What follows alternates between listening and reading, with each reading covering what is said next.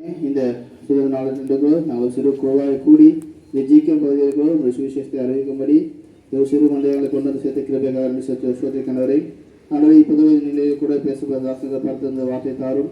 ஆண்டவரை இந்த பகுதியிலே இருக்கிற உள்ளங்கள் எல்லாவற்றையும் அறிந்திருக்க தேவன் அந்த உள்ளங்களை குருட வார்த்தையை பரத்திருந்து தந்து ஆண்டவரை இங்கு ஆண்டவரை நீ படத்துக்காக தெரிந்து கொள்ளப்பட்டவர்களை ஆண்டவரை ஆயத்தப்படுத்திடும் பாவகத்தை வழித்துக்களும் பேசுவதை உங்களுடைய சிறுவை நிலையை மறைத்துள்ளது. சிறு விண்ணப்பத்தை கத்தா இயேசு கிறிஸ்து நாமத்தில் அழைப்பதாவே ஆமென்.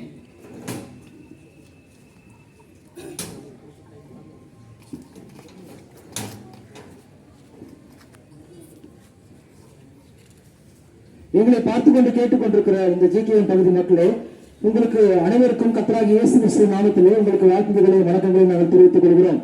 உங்கள் அனைவருக்கும் 8வது இனிய சுதந்திர தின நல்வாழ்த்துக்களையும் நாங்கள் பகிர்ந்து கொள்கிறோம். எங்களுடைய இருதயம் குறித்து கர்த்தராகிய இயேசு கிறிஸ்துவின் அன்பினால் நிறைந்திருக்கிறது. இப்பொழுது நாங்கள் பாடிக்கொண்டிருந்தோம், இயேசுவின் அன்பு அது மாறாதது, அது நிலையானது, அது உறுதியானது, அது உங்களை தேடி வந்தது என்று நாங்கள் பாடிக்கொண்டிருந்தோம். ஆண்களுக்கு மிகவும் பிரியமானவர்களே, இந்த இயேசு கிறிஸ்துவின் அன்பை ஒரு சில நிமிடங்கள் உங்களிடம் பகிர்ந்து விட்டு போகலாம் என்று நாங்கள் வந்திருக்கிறோம். இந்த உலகத்திலே நாம் ஆங்கிலேயர்களிடமிருந்து சுதந்திரத்தை நாம் பெற்றுக்கொண்டோம். பலவிதமான காரியங்கள் என்று அவர்கள் நம்மை அடிமைப்படுத்தி நமக்கு ஒரு சுதந்திரம் இல்லாத சூழ்நிலையிலே ஆங்கிலேயர்கள் விதமாக அவர்கள் விட்டு சென்றனர். அவர்களிடமிருந்து நம்முடைய தேச தியாகிகள், காந்தியடிகள் போன்ற தேச தியாகிகள், விடுதலை போராட்ட வேட்கை வீரர்கள் விதமான விளையாடப்பெற்ற இந்த சுதந்திரத்தை நமக்கு அவர்கள் சம்பாதித்துக் கொடுத்தனர்.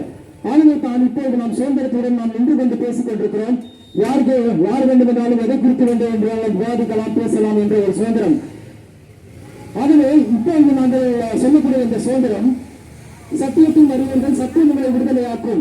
இயேசு கிறிஸ்து உங்களுக்காக எனக்காக கொடுக்கக்கூடிய ஒரு சுதந்திரத்தை நாம் குறித்து நாம் பேச வந்திருக்கிறோம்.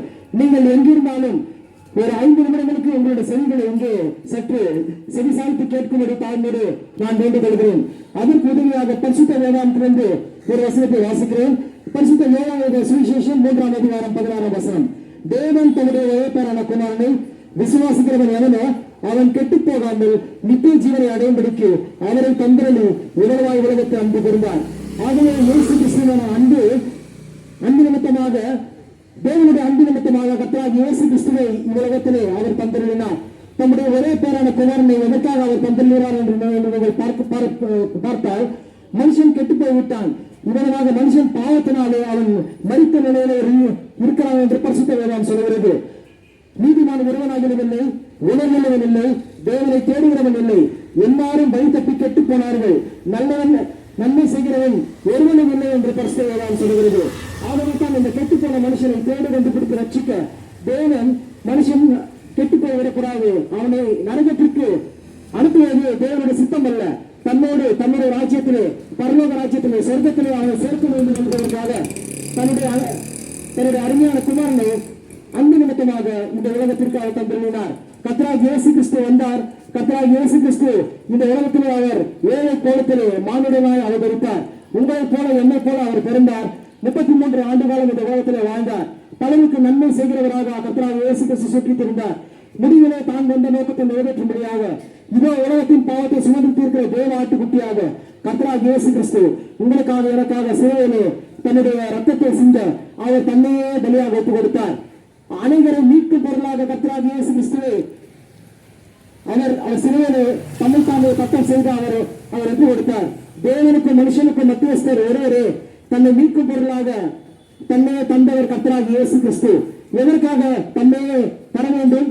அவர் எந்த ஒரு பாவத்தை செய்யவில்லை. அவர் இந்த உலகத்திலே வாழ்ந்த நாட்களிலே என்னிலே பாவம் உண்டு என்று உங்களில் யார் என்னை குற்றப்படுத்தக்கூடும் என்று சவால் விடுத்தவராக அவர் இந்த உலகத்திலே வாழ்ந்தார். அவர் பாவத்தை பாராத சுத்த கண்ணன் என்று பரிசுத்த வேதாகம் சொல்கிறது. ஆகவே அவர் எந்த ஒரு பாவம் செய்யவில்லை. ஆகிலும் அவர் மீது இந்த உலகத்தில் சர்வலோகத்தின் பாவத்தை அவர் தோளின் மேல் சுமத்தப்பட்டது. அதற்காகத்தான் இயேசுவா சொல்கிறார், நம்முடைய மிருகல் நிமித்தம் அவர் காயப்பட்டார், நம்முடைய அக்கிரமம் நிமித்தம் அவர் வெறுக்கப்பட்டார், நமக்கு சமாதானத்தை உண்டு பண்ணும் ஆக்கிரை கர்த்தராகிய இயேசு கிறிஸ்துவின் மேல் வந்தது. அவருக்கு தலைமுறைகளால் நாம் குணமாகிறோம். ஆகவே நாம் எல்லாரும் ஆடுகளை போல வைத்தப்பித்திருந்தோம், அவன் தன் வெளியிலே போனோம். நம்முடைய அக்கிரமங்களை கர்த்தராகிய இயேசு கிறிஸ்து சுமந்து தீர்த்தவராய் அவர் சிலுவையிலே நமக்காக மரித்தார். கர்த்தராகிய இயேசு கிறிஸ்துவின் தோள்களின் மீது நம்முடைய பாவம், இந்த சர்வலோகத்தின் பாவம் சுமத்தப்பட்டது. கர்த்தராகிய இயேசு கிறிஸ்து நம்முடைய பாவத்தை சுமந்து தீர்க்கிற தேவ ஆட்டுக்குட்டியாக அவர் சிலுவையிலே கடைசி எங்களுக்காக எனக்காக சிலுவையிலே சிந்து போட்டார். இப்பொழுது அவர் ரட்சிப்பை சம்பாதித்து இருக்கிறார். ஆண்டவரே கர்த்தராகிய இயேசு கிறிஸ்து உங்களுக்காக எனக்காக அவர் சிலுவையிலே சம்பாதித்த ரட்சிப்பு உங்களுக்காக காத்துக் கொண்டிருக்கிறது. இந்த கர்த்தராகிய இயேசு கிறிஸ்துவின் ரட்சிப்பை நீங்கள் அள்ளக்கட்ட வேண்டாம். நீங்கள் செய்வதெல்லாம் ஒரே ஒரு காரியம், கர்த்தராகிய இயேசு கிறிஸ்துவே என்னுடைய உள்ளத்திலே வாரும், நான் ஒரு பாவி, என்னுடைய பாவங்களை மன்னித்தரணும், நான் மறிக்கும்போது பரலோக ராஜ்யத்திலே என்னை சேர்த்தரணும் என்று நீங்கள் கேட்பீர்கள் என்றால், இருக்கிற இடத்துல ஒரு சிறு ஜெபத்தை செய்வீர்கள் என்றால், ஆண்டவராகிய இயேசு உங்களுடைய உள்ளத்திலே வருவார், உங்களுடைய சுத்தவானாக மாற்றுவார், உங்களுடைய பாவங்களை கழுவார், உங்களை ஆண்டவராகிய இயேசு கிறிஸ்து பரிசுத்தவானாக மாற்றி தன்னுடைய பிள்ளையாக அவர் அங்கீகரித்து ஏற்றுக் கொள்வார். நீங்கள் மரிக்கும் நாளிலே நீங்கள் நரகத்திற்கு போகாதபடி உங்களை பரலோக ராஜ்யத்திற்கு அவர் கொண்டு செல்ல ஆசைக்கிறார். ஏனென்றால் பரிசுத்த வேதாகமத்திலே சொல்லுகிறது, இந்த பாவத்தின் சம்பளம் மரணம், தேவனுடைய கிருபை வரமோ நம்முடைய கர்த்தராகிய இயேசு கிறிஸ்துவினால் உண்டான நித்திய ஜீவன். ஆகவே இந்த பாவத்திற்கு ஒரு சம்பளம், அது நரகம், அது மரணம் என்று, நித்திய மரணம் என்று பரிசுத்த வேதாகம் சொல்லுகிறது. ஆகவே நீங்கள் யாரும் இந்த நித்திய மரணத்திலே இந்த நரகத்திலே பங்கடைய வேண்டாம் என்பதற்காகத்தான் உங்களுடைய அருமை கரங்களை நாங்கள் பிரித்துக் கொண்டு நாங்கள் கேட்டுக்கொள்கிறோம். கர்த்தராகிய இயேசு கிறிஸ்துவை இன்றைக்கே நீங்கள் அங்கீகரித்து ஏற்றுக்கொள்ள வேண்டும் சொல்லி நாங்கள் கேட்டுக்கொள்கிறோம். கர்த்தராகிய இயேசு கிறிஸ்து உங்களுடைய வாசல் என்று தட்டிக் கொண்டிருக்கிறார்.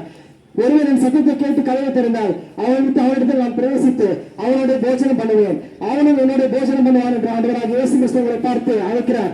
கர்த்தராகிய இயேசு கிறிஸ்து வேண்டாம் என்று சொல்ல வேண்டாம். இதை போன்ற மற்றொரு தருணம் உங்களுடைய வாழ்விலே ஏற்படுவது கடினமாக இருக்கும். நாளை நடப்பது நீ அறியாதே, உன் ஜீவன் எப்படிப்பட்டது, கொஞ்ச காலம் தோன்றி பின்பு தோன்றாமல் போகிற புதை போல இருக்கிறது என்று பரிசுத்தவேதம் சொல்லுகிறது. ஆகவே மனுஷனுடைய ஜீவன் இந்த புல்லுக்கு ஒப்பால் பரிசுத்தவேதம் சொல்லுகிறது. இந்த புல் இப்போது நீங்கள் பார்க்கிறீர்கள், மறுநாளே அதை நீங்கள் பார்ப்பதில்லை. அதே போலத்தான் இந்த ஒரு புகையை போல மனுஷனுடைய ஜீவன் காணப்படுகிறது. ஆகவே இந்த புகை கொத்தான இந்த மனுஷனுடைய ஜீவன் இருக்கிறபடியால் ஆகவே இன்றைக்கு ஆண்டவராகிய இயேசு கிறிஸ்துவை அங்கீகரித்து ஏற்றுக்கொள்ளுங்கள்.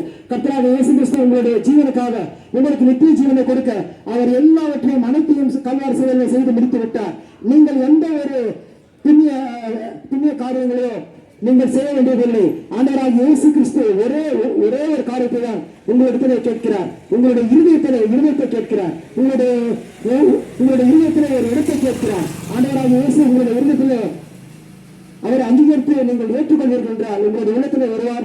உங்களுடைய உள்ளத்தின் நாயகராக அவர் விளங்கி உங்களை முடிவிலே பரலோகராஜ்யம் நித்திய ஜீவனுக்கு நேராக உங்களை அவர் வழிநடத்துவார். கர்த்தராகிய இயேசு கிறிஸ்து எப்படி இந்த உலகத்தை விட்டு அவர் சென்றாரோ, ஒரு நாளிலே அவர் மறுபடியுமாக இந்த உலகத்தை நியாயத்திற்கு நியாயாதிபதியாக அவர் நடத்துகிறார். அப்பொழுது இந்த உலகத்தை பாவத்தை குறித்தும் நீதியை குறித்தும் அவர் நியாயம் தீர்ப்பார் என்று பரிசுத்த வேதாகம் சொல்கிறது. ஆகவே அவ்விதமான அந்த நியாய தீர்ப்பு நாளில் நீங்கள் தப்பிவிக்கப்பட வேண்டும் என்றால் இன்றைக்கு ஆண்டவராகிய இயேசு கிறிஸ்து கொடுக்கும் அந்த இலவசமான மீட்பை, இந்த மகா பெருந்தான ரட்சிப்பை நீங்கள் பெற்றுக் கொள்ளுங்கள். கர்த்தராகிய இயேசு கிறிஸ்துவை நீங்கள் விசுவாசிக்க வேண்டும். நீங்கள் அங்கீகரித்து அவரை ஏற்றுக்கொள்ள வேண்டும். நான் ஒரு பாவி, என்னுடைய இடத்திலே வாரும், நீர் எனக்காக சிலுவையிலே சம்பாதித்த அந்த ரட்சிப்பை நான் விசுவாசிக்கிறேன். இந்த கிருபையினாலே விசுவாசத்தை கொண்டு கர்த்தராகிய இயேசு கிறிஸ்து உங்களுக்கு கொடுக்கிறார். இந்த விலையிடப்பட்ட ரட்சிப்பை நீங்கள் பெற்றுக் கொள்ளுங்கள். பேசிக் கொண்டிருக்கிற நான் கூட இந்த ரட்சிப்பை பெற்றுக் கொள்ளாதவனாய் அழைத்துக் கொண்டிருந்தேன். ஒரு நாள் ஆண்டவர் என்னுடைய உள்ளத்தில் பேசினார். உன்னுடைய உள்ளத்தை ஒப்புக் கொடுக்க வேண்டும், எனக்கு ஒப்புக் கொடுக்க வேண்டும் என்று அவர் சொன்னார். அப்பொழுது நான் என்னுடைய பாவத்தை குறித்தும் ஆண்டவரே நான் ஒரு பாவி, என்னுடைய பாவத்தை மன்னித்தரணும் என்று கத்தி கூச்சலிட்டு கதறினேன். இதனால் ஆண்டவராகிய இயேசு கிறிஸ்துவுக்கு என்னுடைய இருதயத்தை நான் ஒப்புக் கொடுத்தேன். அந்த அன்றைக்கு முதல் இன்றைய வரை நான் என்னுடைய சொந்த பிள்ளையாக ஆண்டவராகிய இயேசு கிறிஸ்து அங்கீகரித்து ஏற்றுக்கொண்டார்.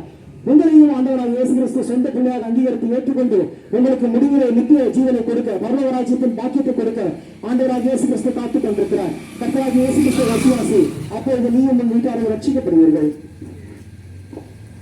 மேலும் கர்த்தராகிய இயேசு கிறிஸ்துவை மேலும் அறிந்து கொள்ள எங்கள் வேதாகமத்திலிருந்து சில புத்தகங்களை கொண்டு வந்திருக்கிறோம்.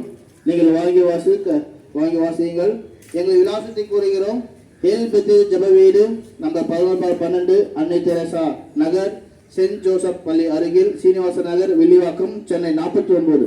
இங்கே ஞாயிற்று தோறும் காலை 9 மணிக்கு ஆராதனையும் மாலை சுவிசேஷ கூட்டங்கள் உண்டு. வந்து கர்த்தருடைய ஆசீர்வாதத்தை பெற்றுக்கொள்ளுங்கள். உங்கள் அன்போடு வரவேற்கிறோம்.